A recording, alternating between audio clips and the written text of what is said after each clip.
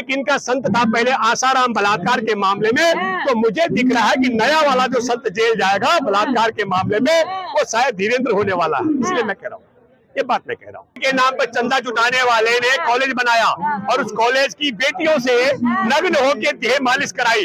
इनको बुरा लग रहा है, उसका नाम है संत चिन्मयानंद। ये मैं कह रहा हूँ, अब आगे बीच में मैं क्या कर सकता हूँ। वो आज टपक गया, उसने कर्म ऐसे किए। ये ब्रजभूषण शरण सिंह अयोध्या में बाबाओं की फौज बुला रहा है, कहा कि मैं एक सभा कर रहा हूँ और बाबाओं को भी ताली बजाकर कोरोना भगा दे, थाली बजाकर कोरोना भगा दे, लाइट बंद करके कोरोना भगा दे, लाइट जला के कोरोना भगा दे। यहाँ कर्नाटक में हार गया तो बाहर में हर हर मोदी करा दे।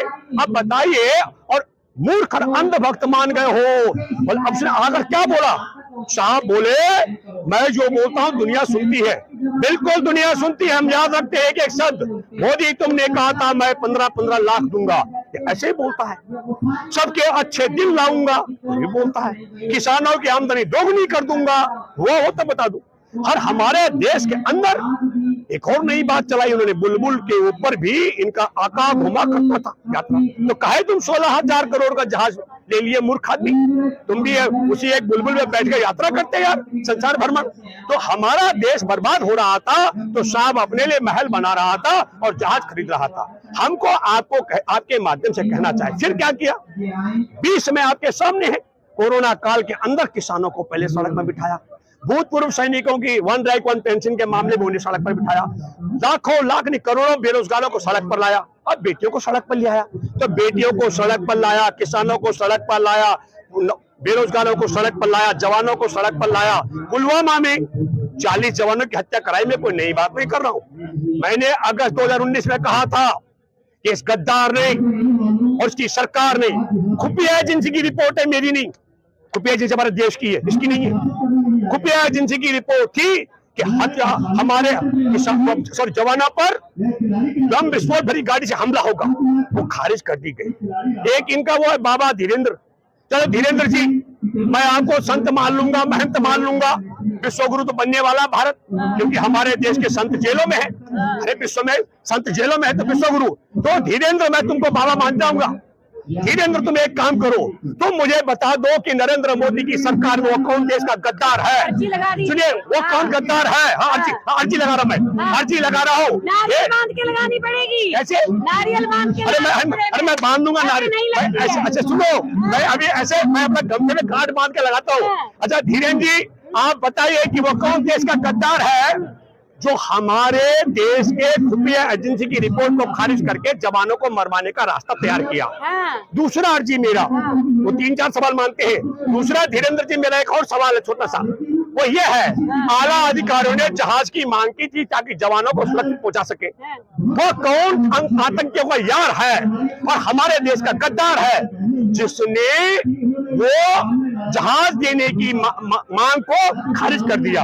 और तीसरी महत्वपूर्ण बात, हमारे देश में प्रधानमंत्री की कुर्सी पर बैठने से लेकर नरेंद्र मोदी आज तक एक ही दिन उनको वनवास हुआ, और वो था वही 13 फरवरी का, जिस दिन पुलवामा में 40 जवानों की हत्या हुई। तो धीरेन्द्र जी, तीसरा सवाल मेरा यह है कि वह कौन देश का गद्दार और पाकिस्तान का यार है जिसने नरेंद्र मोदी को जवानों की हत्या के दिन वनवास भिजवाया था? ये मैं अर्जी लगा रहा हूँ इन 3 अर्जियों की, और जो देश भर के लोग हैं उनसे मैं अपील कर रहा हूँ, आप जब जाओ इसके दरबार में तो यही पूछना कि पुलवामा में जवानों को मरवाने के लिए खुफिया एजेंसी की रिपोर्ट को किसने खारिज करवाया, हवाई जहाज की मांग को किसने खारिज करवाया, और नरेंद्र मोदी को एक दिन का वनवास किसने करवाया?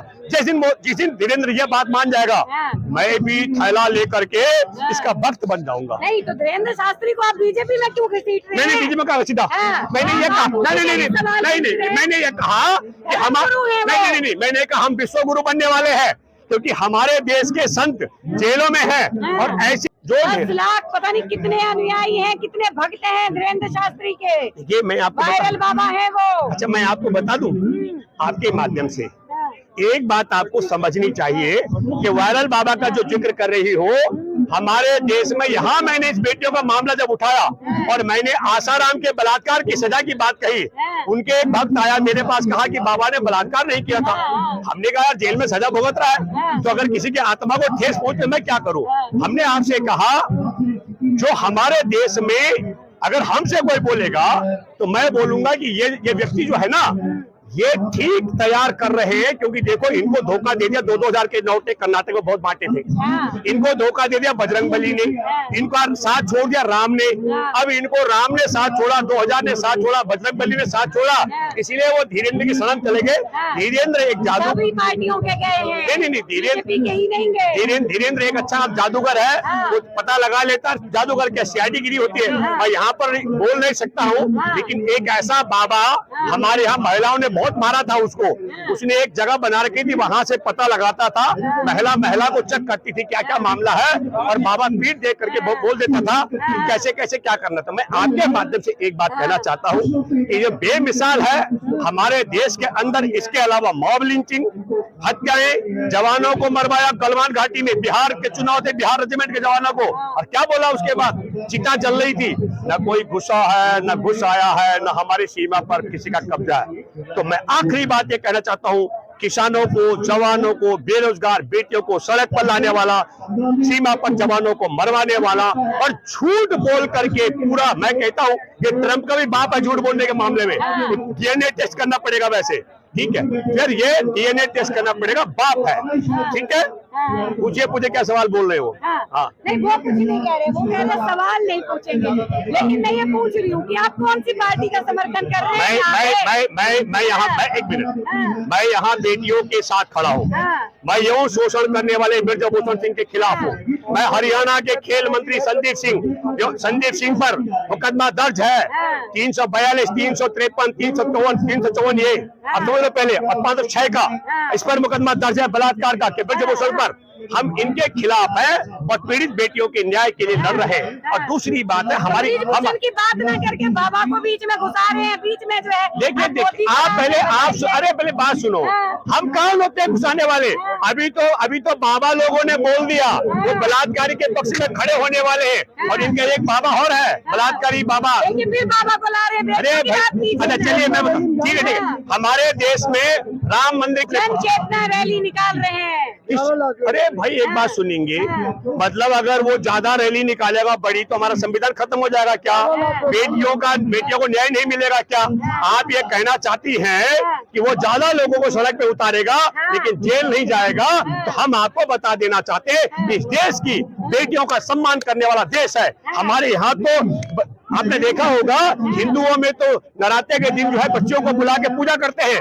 मैं आपको बताता हूँ अगर बेटियों का यौन शोषण करने वाला बलात्कारी भी है, बलात्कार का मुकदमा भी है, और छेड़छाड़ करने वाला संदीप सिंह जेल नहीं जाएगा, तो हमारे देश की जनता बेटियों का सम्मान, संविधान का सम्मान करने वाले इन्हें सत्ता से बेदखल करेंगे, लेकिन जेल में तब भी डालेंगे। महाराज ने FIR करने की बात की है, याचिका दायर की है बजरंग पुनिया और विनेश फोगाट। कोई देखिए सुनो एक बात सुनिए, अरे भाई लोकतंत्र में खुलासा है, वो मुकदमा दर्ज कराने के लिए हम लोग भी मुकदमा वाले लोगों में से, मेरे पे भी मुकदमे हैं।